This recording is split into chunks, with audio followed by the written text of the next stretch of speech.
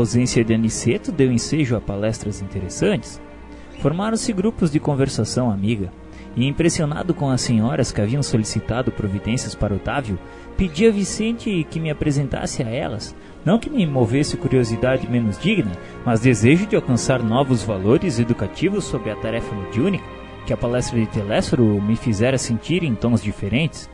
O amigo atendeu de boa mente, e em breves momentos não me achava tão só à frente das irmãs Isaura e Isabel, mas do próprio Otávio, um pálido senhor que aparentava 40 anos. E após breve saudação, expliquei a ele que eu também me encontrava principiante, e que a minha condição era do médico falido nos deveres que o senhor me confiou.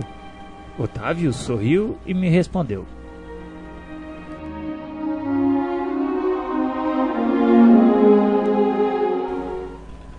possivelmente o meu amigo terá a seu favor o fato de haver ignorado as verdades eternas do mundo.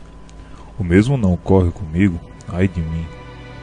Não desconhecia o roteiro certo que o pai me designava para as lutas na terra, não possuía títulos oficializados e competência, entretanto, dispunha de considerável cultura evangélica, coisa que para a vida eterna é de maior importância que a cultura intelectual, simplesmente considerada.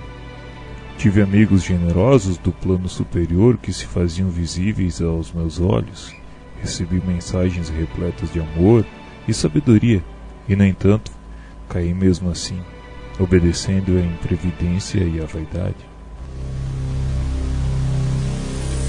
As observações de Otávio impressionavam-me vivamente. Quando no mundo eu não tivera contato especial com as escolas espiritistas e experimentava certa dificuldade para compreender tudo quanto ele desejava me dizer, e respondia a ele que eu ignorava a extensão das responsabilidades mediúnicas. As tarefas espirituais ocupam-se de interesses eternos, e daí a enormidade da minha falta. Os mordomos de bens da alma estão investidos de responsabilidades pesadíssimas. Os estudiosos, os crentes, os simpatizantes no campo da fé podem alegar ignorância e inibição, todavia os sacerdotes não têm desculpa. É o mesmo que se verifica na tarefa mediúnica. Os aprendizes ou beneficiários nos templos da Revelação Nova podem referir-se a determinados impedimentos, mas o missionário é obrigado a caminhar com um patrimônio de certezas tais que coisa alguma o exonera das culpas adquiridas. Impressionado, perguntei o que teria motivado o seu martírio moral. Eu notava tão consciente de si mesmo, tão superiormente informado sobre as leis da vida, que me custa acreditar que se encontre necessitado de novas experiências nesse capítulo. E ambas as senhoras presentes mostraram um estranho brilho no olhar, enquanto Otávio começou a relatar a sua queda. Depois de contrair dívidas enormes na esfera carnal no outro tempo, vim bater às portas de nosso lar, sendo atendido por irmãos dedicados que se revelaram incansáveis para comigo. Preparei-me então durante 30 anos consecutivos para voltar à terra em tarefa mediúnica, desejoso de saldar minhas contas e elevar-me a alguma coisa. Não faltaram lições verdadeiramente sublimes, nem estímulos santos ao meu coração imperfeito. O Ministério da Comunicação favoreceu-me com todas as facilidades e, sobretudo, 6 entidades amigas movimentaram os maiores recursos em benefício do meu êxito. Técnicos do auxílio acompanharam-me à terra nas vésperas do meu renascimento, entregando-me um corpo físico rigorosamente sadio. Segundo a magnanimidade dos meus benfeitores daqui, ser-me-ia concedido certo trabalho de relevo na esfera de consolação às criaturas. Permaneceria junto das falanges de colaboradores encarregados do Brasil, animando-lhes os esforços e atendendo a irmãos outros ignorantes, perturbados ou infelizes.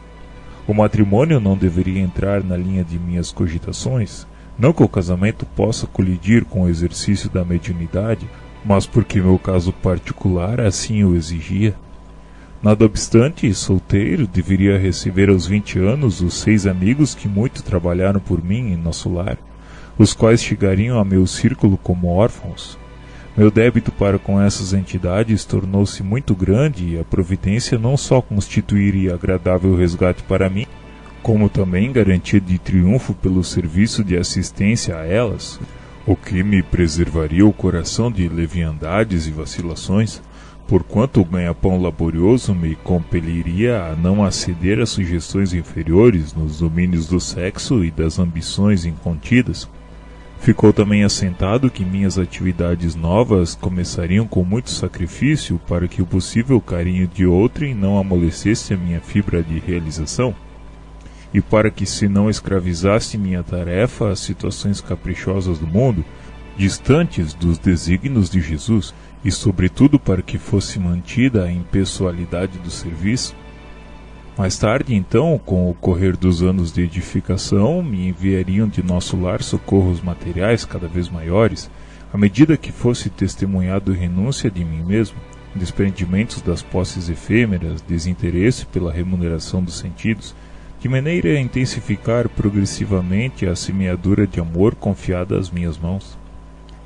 Tudo combinado, voltei não só prometendo fidelidade aos meus instrutores, como também hipotecando a certeza do meu devotamento a 6 entidades amigas, a quem devo muito até agora. Mas ai de mim que olvidei todos os compromissos. Os benfeitores de nosso lar localizaram-me ao lado de verdadeira serva de Jesus. Minha mãe era espiritista cristã desde moça, não obstante as tendências materialistas de meu pai, que era todavia um homem de bem. Aos 13 anos fiquei órfão de mãe e aos 15 começaram para mim os primeiros chamados da esfera superior. Por essa ocasião, meu pai contraiu segundas núpcias e, apesar da bondade e cooperação que a madrasta me oferecia, eu me colocava num plano de falsa superioridade a respeito dela. Em vão minha genitora endereçou do invisível apelos sagrados ao meu coração. Eu vivia revoltado entre queixas e lamentações descabidas.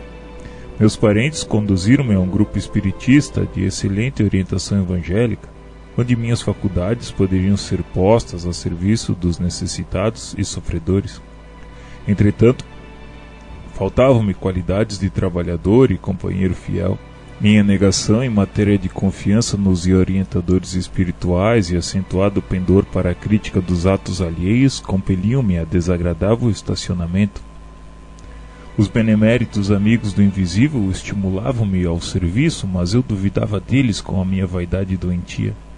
E como prosseguissem os apelos sagrados por mim interpretados como alucinações, procurei um médico que me aconselhou experiências sexuais.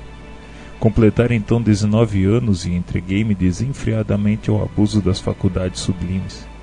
Desejava conciliar a força, o prazer delituoso e o dever espiritual, aliando-me cada vez mais dos ensinos evangélicos que os amigos da esfera superior me ministravam.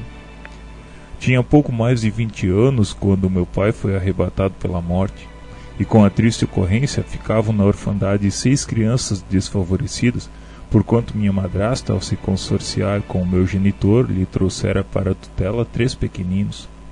Em vão implorou-me socorro a pobre viúva, nunca me dignei aceitar os encargos redentores que me estavam destinados. E após 2 anos de segunda viuvez, minha desventurada madrasta foi recolhida a um leprosário. Afastei-me então dos pequeninos órfãos, tomado de horror. Abandonei-os definitivamente sem refletir que lançava meus credores generosos de nosso lar a destino incerto. Em seguida, dando largas à ociosidade, cometi uma ação menos digna e fui obrigado a casar-me pela violência. Mesmo assim, porém, persistiam os chamados do invisível, revelando-me a inesgotável misericórdia do Altíssimo. Contudo, à medida que olvidava meus deveres, toda tentativa de realização espiritual figurava-se mais difícil. E continuou a tragédia que inventei para o meu próprio tormento. A esposa a quem me ligara, tão somente por apetites inconfessáveis, era criatura muito inferior à minha condição espiritual, e atraiu uma entidade monstruosa em ligação com ela para tomar o papel de meu filho. Releguei às ruas 3 carinhosas crianças cuja convivência concorreria decisivamente para a minha segurança moral, mas a companheira e o filho, ao que me pareceu, incumbiram-se da vingança. Atormentaram-me ambos até o fim da existência. Quando para aqui regressei, Mal tendo completado 40 anos, ruído pela sífilis, pelo álcool e pelos desgostos, sem nada haver feito para o meu futuro eterno, sem construir coisa alguma no terreno do bem. Como vê, realizei todos os meus condenáveis desejos, menos os desejos de Deus. Foi por isso que fali, agravando os meus antigos débitos. Nesse instante, Otávio calou-se, como se alguma coisa invisível lhe constrangisse a garganta. Abracei-o com simpatia fraternal, ansioso de proporcionar-lhe estímulos ao coração. Mas Dona Isaura aproximou-se um pouco mais e, acariciando-lhe a fronte, falou: Não chores, filho. Jesus não nos falta com a bênção do tempo. Tem calma e coragem. Identificando-lhe o carinho, meditei na bondade divina que faz ecoar o cântico sublime do amor de mãe, mesmo nas regiões de além-morte.